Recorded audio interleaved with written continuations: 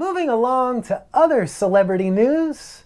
This week marked the return of CNN legal analyst Jeffrey Toobin to the network after he was put on leave because he got caught masturbating in front of his computer after he thought that a Zoom call had ended and the camera was turned off.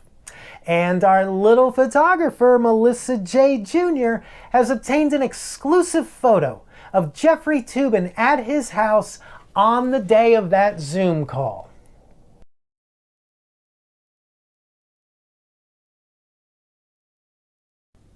Although I'm not sure why she was in his house that day, but this is an exclusive for our show because no other network was interested in purchasing this photo. We didn't get any offers, but instead we got several restraining orders. But at least now they know who I am. Now I know that a lot of comics in the industry have been making jokes about this situation because it's so easy to do. But personally, as a writer, I'm trying to avoid grabbing at low-hanging fruit. Because grabbing at low-hanging fruit is what got Jeffrey Toobin in trouble in the first place. Alright, I couldn't help that one.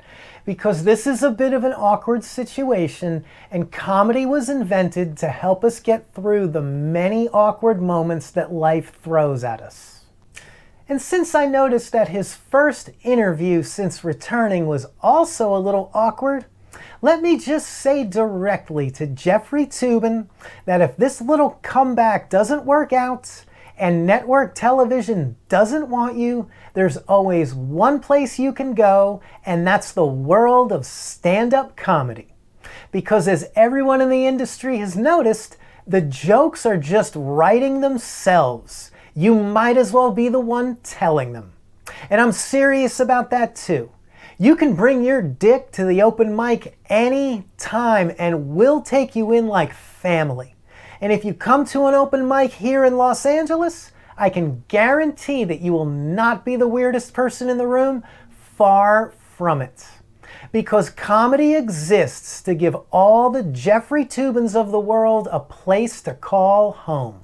As long as you haven't sexually assaulted anyone or done anything inappropriate with minors, you can crash on our couch anytime.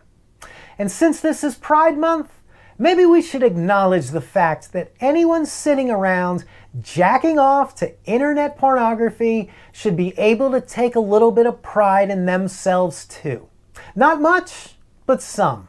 Since I know that several of you are actually masturbating to this show right now.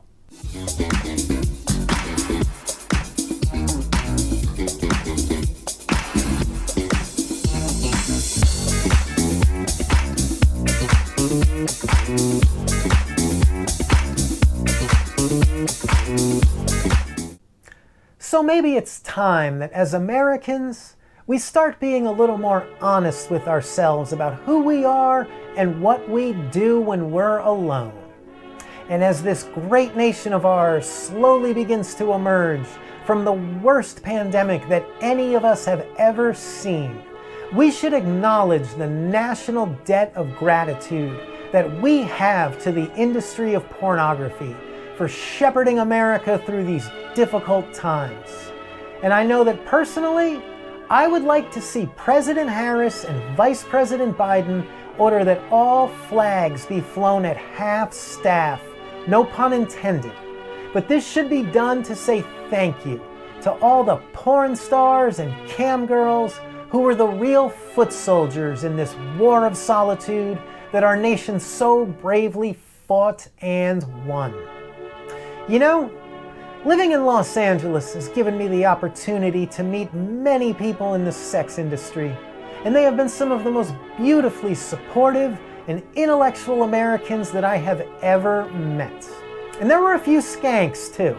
I'm not gonna lie, this is LA, but maybe it's time that we put an end, not just to the stigma around pornography, but to the stigma around people like Jeffrey Toobin who enjoy viewing it. And I would say that we should leave Jeffrey Toobin alone, but since we all know what he does when he's alone, maybe that's not such a good idea. Alright, I couldn't help that one.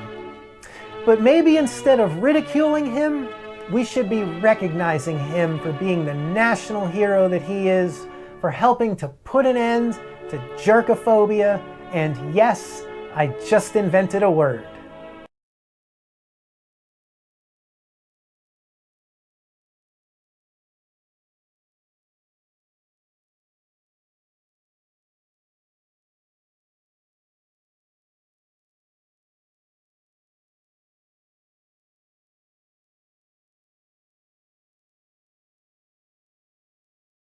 So let's put an end to jerkophobia, because if you hate Jeffrey Toobin, you hate America.